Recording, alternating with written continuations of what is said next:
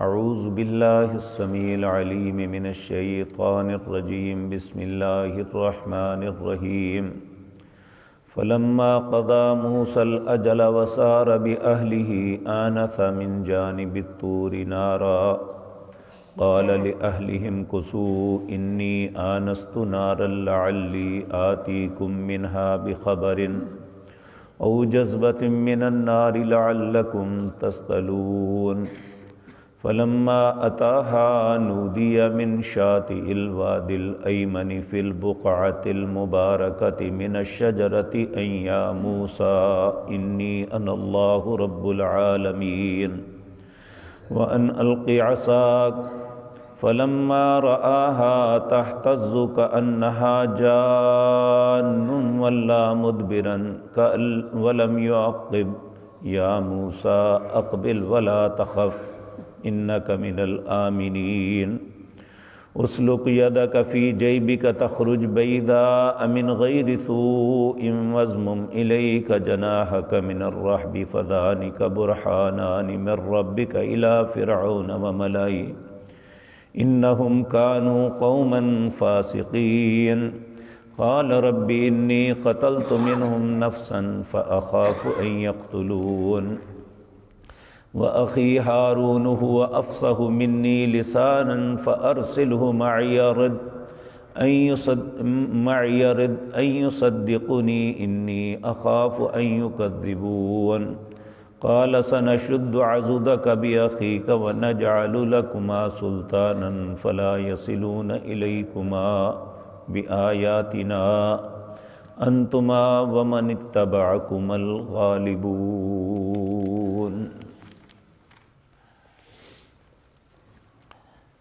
حضرات محترم، کل کی مجلس میں ہم یہ بات پڑھ کے آئے ہیں کہ سیدنا موسیٰ علیہ السلام مصر سے نکلے اور اللہ کی رہنمائی میں مدین پہنچے، اور جب مدین کے پانی پہ پہنچے تو وہاں جو معاملات پیش آئے وہ سارے تفصیل کے ساتھ آپ کے سامنے عرض کیے۔ پھر یہ ایک شرط کے تحت وہاں پہ ایک گھر میں انہوں نے اجرت پہ ملازمت اختیار کی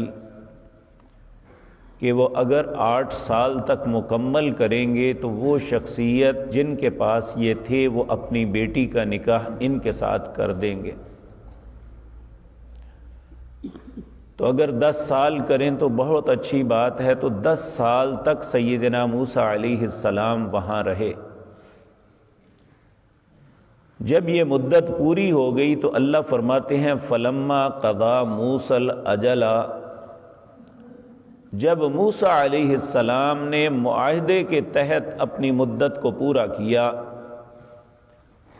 اور انہوں نے اپنی بیٹی کا نکاح سیدنا موسیٰ علیہ السلام سے کر دیا،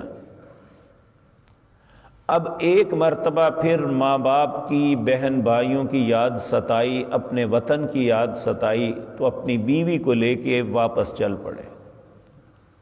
وَسَارَ بِأَهْلِهِ، یہ مدین سے جب مصر آئیں تو راستے میں کوہ طور پہاڑ آتا ہے۔ یہ اللہ نے پہاڑ تو بہت سے بنائے ہیں، شہر بھی بہت سے بنائے ہیں، لیکن مکہ جیسا شہر کوئی نہیں۔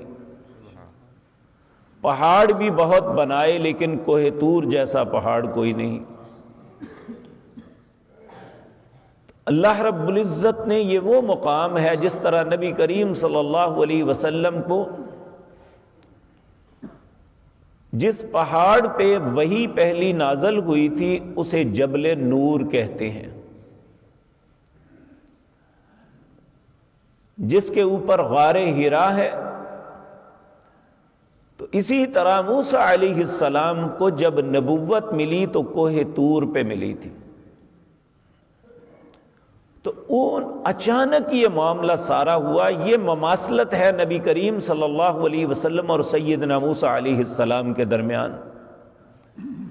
آپ کو بھی جب نبوت ملی تو ایک بڑا ہی عجیب و غریب معاملہ ہوا، تو نبوت ملی۔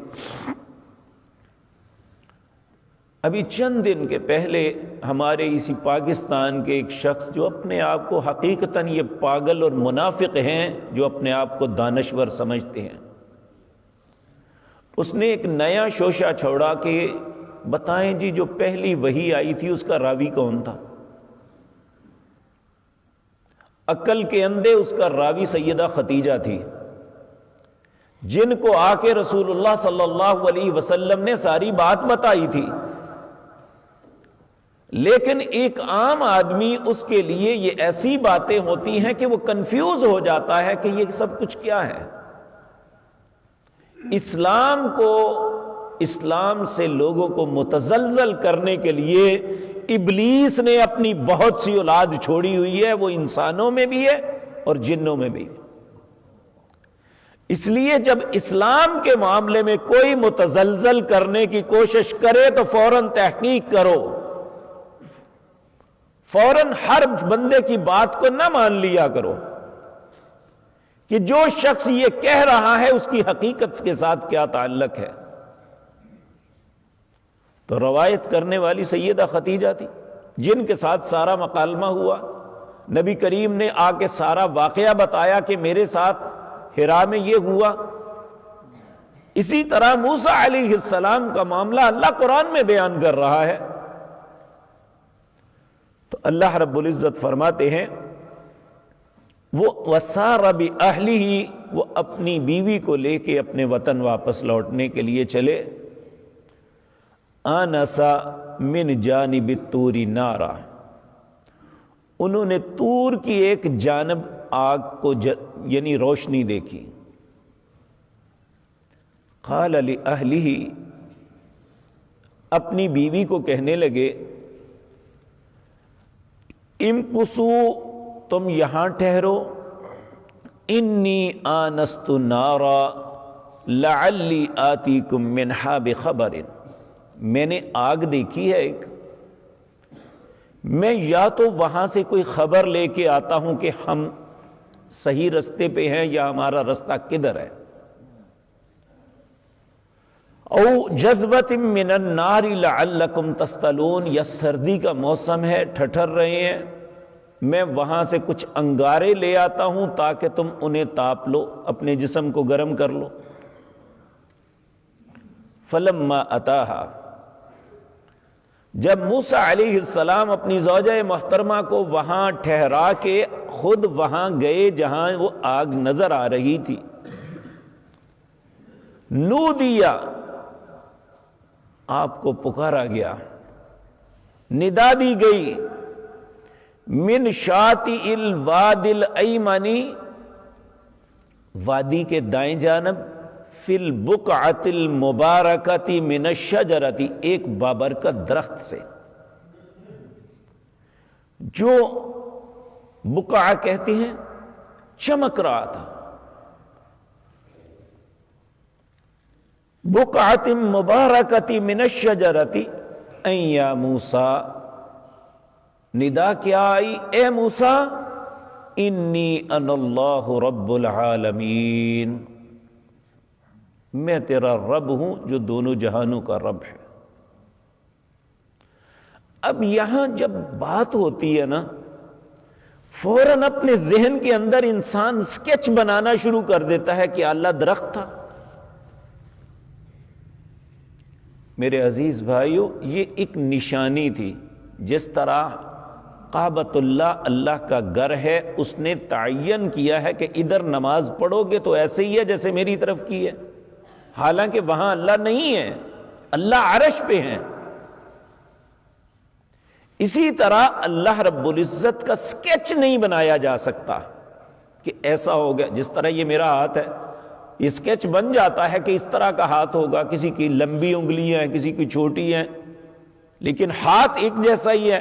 لیکن لیس کمثلہ شیء، نہ اللہ کے ہاتھ کا کوئی سکیچ بنایا جا سکتا ہے، نہ اس کے چہرے مبارک کا سکیچ بنایا جا سکتا، ان کی مثال ہے ہی کوئی نہیں، انسان کے تخیلات سے ہی باہر ہے۔ آپ دیکھیں جنت، نبی کریم صلی اللہ علیہ وسلم نے فرمایا جب میں سدرۃ المنتہا پہ پہنچا، اس پہ چڑھا اور پھر اوپر جا کے میں جنت میں داخل ہوا۔ اب کیا جنت اوپر معلق تھی؟ یہ ہماری سوچ تھک جاتی ہے کہ اللہ کی قدرتوں کو ہم نہیں پا سکتے۔ تو یہاں کہا وَأَنْ أَلْقِيَ عَصَاكَ، یہ اب نبوت کا سلسلہ شروع ہونے لگا۔ وَأَنْ أَلْقِيَ عَصَاكَ، اے موسیٰ اپنی لاٹھی کو پھینکو زمین پہ۔ فَلَمَّا رَآهَا، جب وہ پھینکی گئی تو موسیٰ علیہ السلام کیا دیکھتے ہیں؟ تَحْتَزُّ، وہ ہل رہی ہے۔ تَحْتَزُّ كَأَنَّهَا جان، گویا کہ وہ سانپ ہے۔ وَلَّا مُدْبِرًا وَلَمْ يُعَقِّبْ، موسیٰ علیہ السلام بھاگ کھڑے ہوئے، پیچھے بھی نہ دیکھا، خوف زدہ ہو گئے ایک دم، کیونکہ یہ سب کچھ اچانک تھا، جس کا سوچ بھی نہیں کہ ایسا بھی ہو سکتا ہے، اور اللہ یہ دکھا رہی ہیں میں کچھ بھی کر سکتا ہوں، میرے لیے کوئی مشکل نہیں ہے۔ تو اللہ رب العزت نے پھر حکم دیا، جب وہ واپس پلٹے، یا موسیٰ، اے موسیٰ اقبل، آج واپس آ، آگے بڑھ، ولا تخف، مت ڈر، یہ کو تمہیں ایذا یا تکلیف دینے کے لیے نہیں ہے۔ انک من الآمنین، بے شک تو امن دیے گئے لوگوں میں ہے، یہ تجھے ایذا دینے کے لیے نہیں، یہ تیری تجھے لیے نشانی ہے۔ پھر کہا اسلک یدک فی جیبک، اپنے گریبان کے اندر اپنے ہاتھ کو ڈالو۔ اسلک یدک فی جیبک تخرج بیضاء من غیر سوء، جب ہاتھ واپس نکالو گے تو یہ چمکتا ہوا، جس طرح لائٹ جلتی ہے اس طرح ہاتھ چمک رہا ہوگا، لیکن یہ کسی بیماری کی وجہ سے نہیں، کسی تکلیف کی وجہ سے نہیں ہوگا، یہ اللہ کی نشانی ہوگی۔ وَضْمُمْ إِلَيْكَ جَنَاحَكَ مِنَ الرَّحْبِ فَذَانِكَ بُرْحَانَانِ مِنْ رَبِّكَ إِلَىٰ فِرْعَوْنَ وَمَلَئِهِ، اور پھر کہا کہ اپنے ہاتھ کو اپنے پہلو کے ساتھ لگا لے، جو خوف کے وقت تمہیں امن دے گا۔ یعنی انسان جب خوف زدہ ہوتا ہے تو ایک دم ایسے کر لیتا ہے، تو کہا جب خوف آئے تو اپنے ہاتھوں کو اپنے پہلو کے ساتھ لگا لینا کہ تمہارا خوف جاتا رہے۔ فَذَلِكَ بُرْحَانَانِ مِن رَبِّكَ، یہ دونوں اللہ کی طرف سے برہان، نشانیاں ہیں تیرے پاس۔ اِلَىٰ فِرْعَوْنَ وَمَلَئِهِ، فرعون اور اس کے سرداروں کے لیے۔ یہاں یہ بات یاد رکھیں کہ جس فرعون نے سیدنا موسیٰ کو پالا تھا نا، اس دوران ائمہ مفسرین کے مطابق تورات میں بھی اور مسلمان مفسرین نے بھی یہ بات کہی کہ وہ فرعون مر گیا تھا، اب اس کا بیٹا تھا آگے۔ تو موسیٰ علیہ السلام 10 سال کے بعد اس لیے لوٹے کہ لوگ بھول چکے ہوں گے اب یہ معاملہ، اور یہ بھی پتہ چلا کہ وہ فرعون مر چکا ہے۔ تو کہا چونکہ باپ اور بیٹا دونوں ہی بڑے ظالم تھے، وہ بھی اس سے کوئی کم نہیں تھا، کہا انہم کانوا قوما فاسقین، بے شک وہ فاسق قوم ہے، ان کے لیے میں تمہیں یہ نشانیاں دے رہا ہوں۔ اب موسیٰ علیہ السلام اپنے اندیشے کا اظہار کرتے ہیں، اللہ نے انہیں بڑی دانائی دی تھی اور یہ خیر خواہ بھی بڑے تھے۔ اب دیکھیں نا، جب نبی کریم معراج پہ گئے واپس آئے تو کسی اور نبی نے نہیں، موسیٰ علیہ السلام نے کہا کہ اللہ نے آپ کو کیا دیا؟ تو آپ نے فرمایا کہ مجھے 50 نمازیں دی گئی۔ آپ نے فرمایا اے میرے بھائی واپس جاؤ، اللہ سے تخفیف کا سوال کرو، کیونکہ میں اپنی قوم کو بھگت کے آیا ہوں، یہ نہیں کریں گی۔ آپ نے جبریل کی طرف دیکھا تو انہوں نے کہا کہ ہاں آپ جا سکتے ہیں۔ اللہ کے پاس گئے، تخفیف کا سوال ہوا، 5 کم ہو گئیں، پھر آئے، پھر موسیٰ علیہ السلام نے عرض کیا کہ آپ پھر جائیں تخفیف کا سوال کریں کہ کم کر دی جائیں۔ یہ سلسلہ چلتا رہا یہاں تک کہ 5 نمازیں آ گئیں۔ موسیٰ علیہ السلام نے پھر کہا کہ آپ کچھ تخفیف کا سوال کریں۔ نبی کریم نے فرمایا مجھے شرم آتی ہے، اب میں اللہ کے پاس نہیں جاؤں گا، جو اللہ نے فریضہ عائد کیا ہے پورا کریں گے۔ تو اللہ مالک نے فرمایا کہ فریضہ جو میں نے کیا تھا وہ 50 ہی ہیں، یہ تخفیف 5 کر دی، پڑھیں گے 5، ثواب 50 کا ہی دوں گا۔ لیکن کتنا بد نصیب وہ انسان ہے جسے 5 بھی نصیب میں نہیں ہوتی۔ میرے بھائیو ذرا سوچیں کہ انسان کو کوئی صاحب منصب جو ہوتا ہے وہ اجازت دے دینا کہ تم میرے گھر آ جا، تو وہ بڑا خوش ہوتا ہے کہ مجھے اجازت مل گئی ہے۔ تو اللہ مالک یہ سب سے بڑا کائنات کا شہنشاہ، نبی کریم جب صبح اٹھتے نا تو صبح کی دعا الحمدللہ الذی احیانا بعدما اماتنا والیہ النشور، اے اللہ تو نے مجھے زندگی دی مرنے کے بعد اور لوٹ کے مجھے تیرے پاس ہی آنا ہے۔ پھر دوسری دعا یہ کہتے ہیں الحمدللہ الذی عافانی فی جسدی، تمام تعریفیں اس اللہ کے لیے ہیں جس نے میرے جسم کو عافیت عطا فرمائی، وَرَدَّ عَلَيَّ روحی، اور میری روح کو واپس پلٹایا، اور پھر سب سے اہم بات وَأَذِنَ لِي بِذِكْرِي، اور مجھے اپنے ذکر کی اجازت دے دی ہے۔ یہ اگر کوئی انسان اللہ کے ذکر کے لیے آ جاتا ہے تو اس کی اجازت سے آتا ہے۔ رونا چاہیے ہمیں، اگر خدا نخواستہ اللہ نہ کرے ہم اس کے لیے نہیں آتے تو مالک نے ہمیں اجازت ہی نہیں دی۔ اللہ کی تعریف کر کے وہ چلتے ہیں الحمدللہ الذی عافانی فی جسدی ورد علی روحی وأذن لی بذکری۔ تو موسیٰ علیہ السلام جو ہے، جب اللہ نے کہا کہ یہ فرعون اور اس کے سرداروں کے لیے نشانیاں ہیں، تو پھر اپنے خوف کا اظہار کیا۔ قال ربی انی قتلت منہم نفسا، اے اللہ میں نے ان کا ایک بندہ مارا تھا، فاخاف ان یقتلون، مجھے ڈر ہے وہ مجھے بھی مار دیں گے، مجھے بھی قتل کر دیں گے۔ وَأَخِي ہارون هُوَ أَفْصَحُ مِنِّي لِسَانٍ، اے اللہ میرا بھائی ہارون جو ہے نا وہ زبان کے اعتبار سے بڑا فصیح اللسان ہے۔ کہتے ہیں موسیٰ علیہ السلام کو ایک سبب زبان پہ لکنت آ گئی تھی، بات اچھی طرح نہیں سمجھا سکتے تھے، اسی لیے اللہ سے دعا کی تھی رب اشرح لی صدری ویسر لی امری واحلل عقدۃ من لسانی یفقہوا قولی، میری زبان کی گرہ کھول دے تاکہ لوگ میری بات سمجھ جائیں۔